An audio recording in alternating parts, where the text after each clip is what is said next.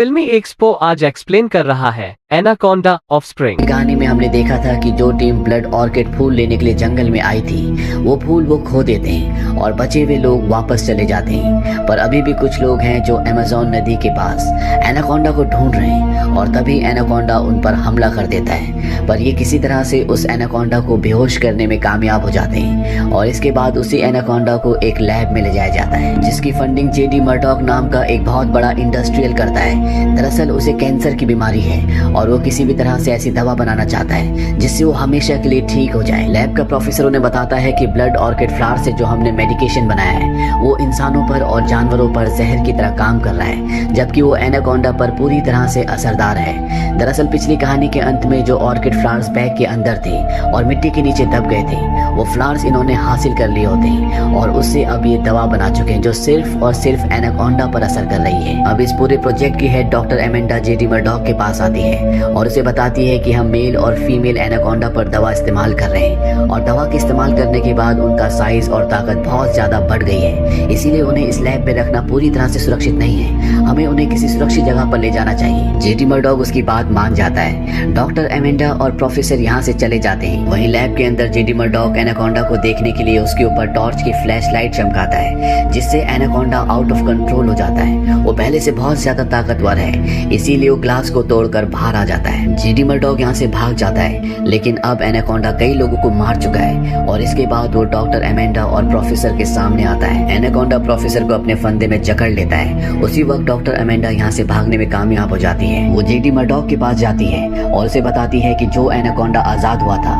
उसने female queen anaconda को भी आजाद कर दिया है, यानी कि अब दो खतरनाक एनाकोंडा जिनकी शक्ति और साइज पहले से भी ज्यादा बढ़ चुका है वो यहाँ पर आजाद घूम रहे हैं। जेडी मर्डॉक अपने असिस्टेंट पिंकस को कहता है कि हमें किसी भी कीमत पर उन्हें पकड़ना होगा। अगर गवर्नमेंट को ये बात पता चल गई कि हम गैर कानूनी तरीके से एनाकोंडास को पकड़कर उनके ऊपर एक्सपेरिमेंट्स कर रहे थे तो हम सब के सब सलाखों के पीछे होंगे। अब इस सांपों को पकड़ने की एक टीम को बुलाते हैं जिसका हेड होता है स्टीफन हैमेंड। ये वही है जिसने इस कहानी की शुरुआत में एनाकोंडा को पकड़ा था।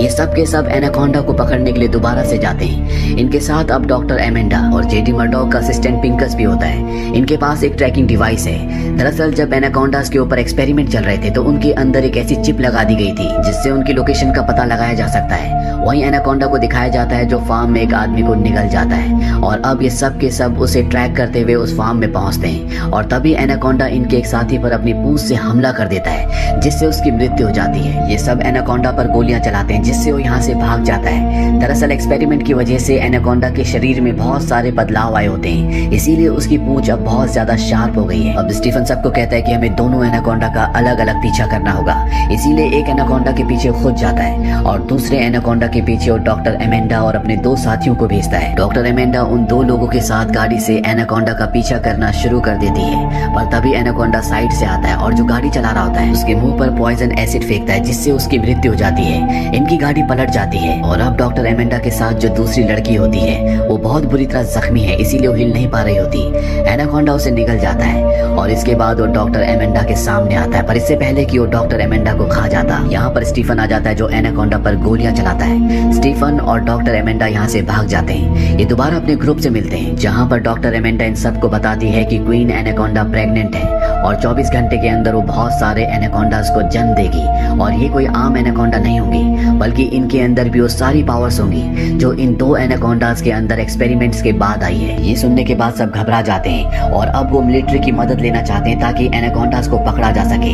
स्टीफन डॉक्टर एमेंडा से कहता है कि अगर मिलिट्री की मदद ली तो सबसे पहले तुम जेल के पीछे जाओगी क्योंकि जो एक्सपेरिमेंट्स तुम कर रही थी वो सारे के सारे गैर कानूनी थे। डॉक्टर एमेंडा इसके आगे कुछ नहीं बोलती। अगली सुबह एक बार फिर से ये अपनी ट्रैकिंग डिवाइस की मदद से एनाकोंडास का पीछा करना शुरू करते हैं। ये घर में पहुंचते हैं जहां पर एनाकोंडा जेडी मर्डॉक के असिस्टेंट पिंकस पर अपनी पूंछ से हमला करता है और उसे मार देता है। अब एनाकोंडा एक बार फिर से इस जगह से भाग जाते हैं। ये बचे हुए 4 लोग भी उनका पीछा करते हुए झील के किनारे तक आते हैं। ये समझ जाते हैं कि वो पानी के अंदर जा चुके हैं। एमेंडा कहती है कि पानी का टेम्परेचर कितना है, उसे बताया जाता है लगभग 40 डिग्री।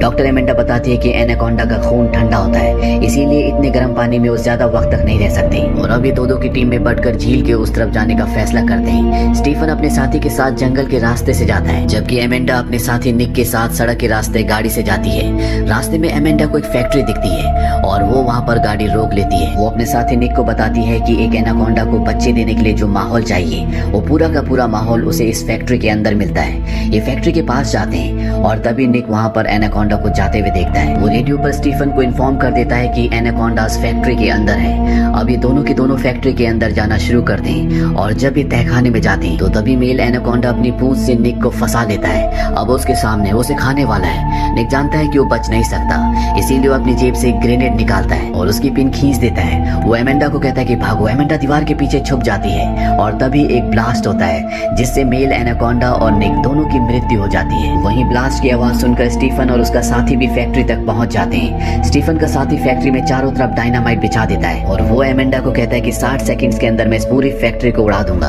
पर इससे पहले कि वो टाइम सेट करता, स्टीफन उसे गोली मार देता है और यहाँ पर पता चलता है कि स्टीफन जेडी मर्डॉक के लिए काम करता है। वो डॉक्टर एमेंडा को बताता है कि मुझे एक सांप के बच्चे के बदले $1 मिलियन मिलेंगे और एक यही कारण होता है कि उसने आर्मी को इन्फॉर्म नहीं किया होता। वो एमेंडा को कहता है या तो तुम इस एनाकोंडा का खाना बन जाओ या फिर हमारे साथ मिलकर काम करो, पर एमेंडा उस पर हमला कर देती है। स्टीफन उसका गला पकड़ लेता है पर इससे पहले कि वो एमेंडा का गला दबाकर उसे मारता है, एमेंडा अपनी जेब से चाकू निकालती और स्टीफन को मार देती है। स्टीफन अब जख्मी हो जाता है। एमेंडा यहाँ पर जो चारों तरफ डायनामाइट लगा है उसमें 60 सेकंड्स का टाइमर ऑन करके वहीं पर फेंक देती है और स्टीफन को कहती है कि अगर तुम बचाना चाहते हो तो अपने $1 मिलियन को बचा लो।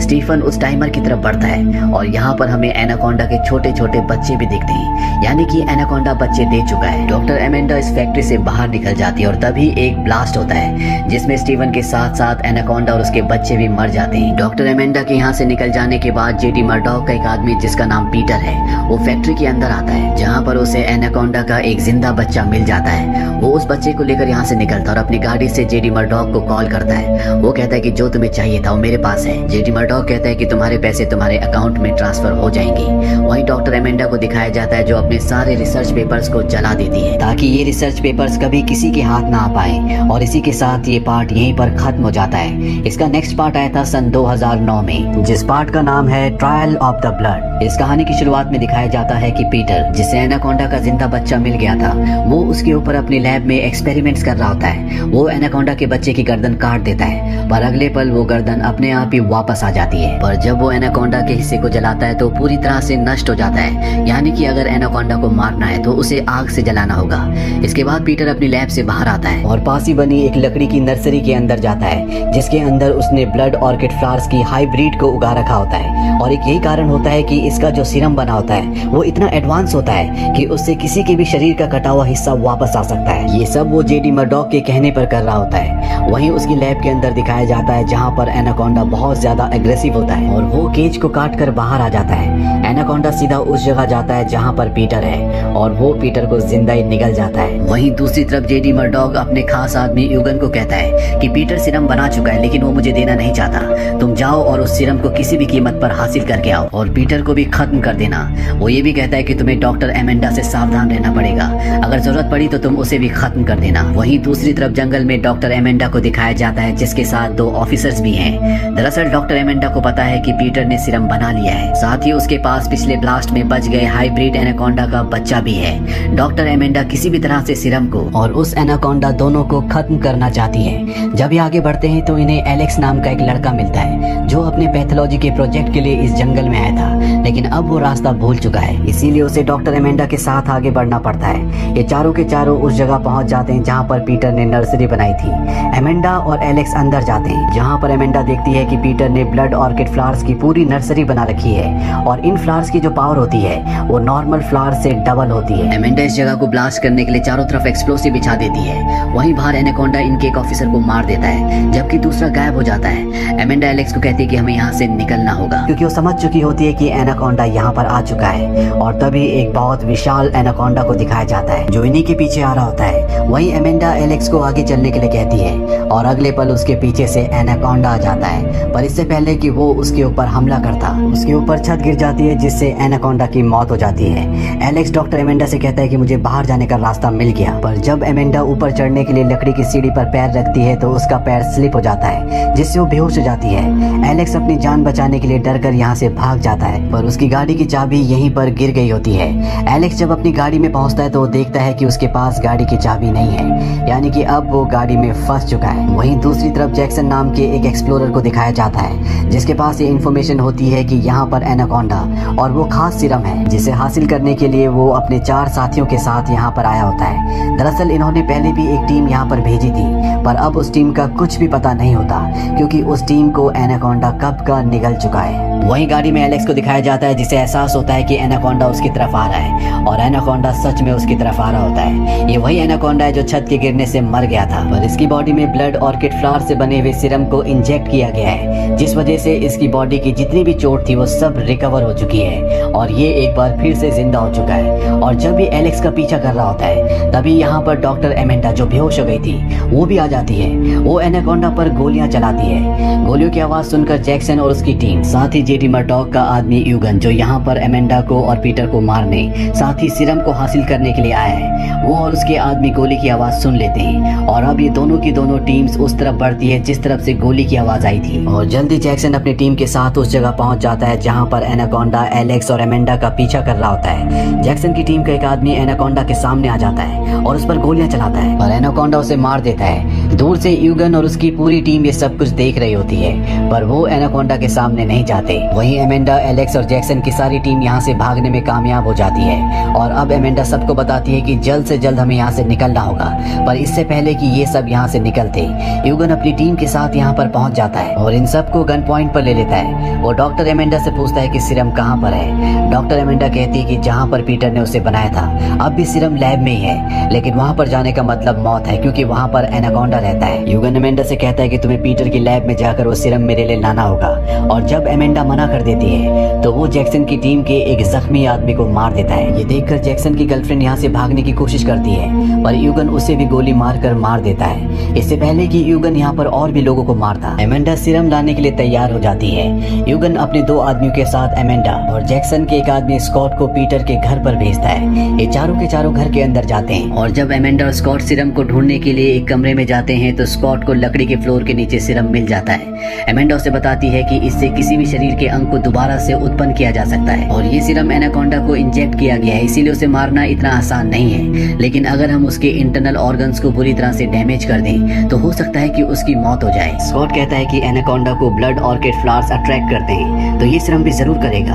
अब यहाँ पर यूगन के लोग आ जाते हैं और तभी इनके हाथ से सीरम छूट जाता है जिससे सीरम की कुछ बूंदें वहीं लकड़ी पर गिर जाती हैं। हालांकि ये उन दोनों को नहीं बताते कि इन्हें सीरम मिल चुका है। अब क्योंकि सीरम की कुछ बूंदें फ्लोर पर गिरी थी इसीलिए एनाकोंडा इस घर की तरफ अट्रैक्ट होता है और वो बाहर यूगन के एक आदमी को मार देता है। वहीं यूगन का दूसरा आदमी जब एनाकोंडा पर गोलियां चला रहा होता है तो एमेंडा और स्कॉट घर से निकलकर पास ही बने एक लकड़ी के कॉटेज के अंदर चले जाते हैं जहाँ पर उन्हें पीटर के कुछ नोट्स मिलते हैं जिससे इन्हें पता चलता है कि अगर इन्हें एनाकोंडा को मारना है तो इन्हें एनाकोंडा को जलाना होगा। अब एमेंडा और स्कॉट कॉटेज से निकल जाते हैं पर तभी इनके सामने यूगन का दूसरा आदमी आ जाता है। इससे पहले कि ये यूगन के पास इन दोनों को ले जाता वहाँ पर एनाकोंडा आ जाता है। यूगन का आदमी उस पर गोलियां चलाता है पर एनाकोंडा को कुछ नहीं होता। इसके बाद वो अपनी जेब से बॉम्ब निकालता है और जैसे वो उनकी पिन निकालता है एनाकोंडा वहाँ से निकल जाता है। ब्लास्ट में उसकी खुद की जान चली जाती है और अब एनाकोंडा एमेंडा और स्कॉट के पीछे है। स्कॉट जानता है कि वो एनाकोंडा से भाग नहीं सकते इसीलिए वो एमेंडा को भागने के लिए कहता है और खुद एनाकोंडा के सामने आ जाता है। एनाकोंडा स्कॉट को मार देता है और अब वो एमेंडा के पीछे होता है। एमेंडा उसकी तरफ एक तेल से भरे हुए डिब्बे को फेंकती है और जब एनाकोंडा उसे अपने मुंह से पकड़ता है तो एमेंडा उस पर गोलियां चला देती है जिससे एक ब्लास्ट होता है और एनाकोंडा की मृत्यु हो जाती है। पर जैसे एमेंडा यहाँ से जाती है एनाकोंडा एक बार फिर से रिकवर हो जाता है। वहीं यूगन के कैंप में दिखाया जाता है जहाँ पर जेडी मर्डॉक आता है। वहाँ पर एक वो ऑफिसर भी होता है जो कहानी की शुरुआत में एमेंडा के साथ था। दरअसल वो जेडी मर्डॉक का ही आदमी था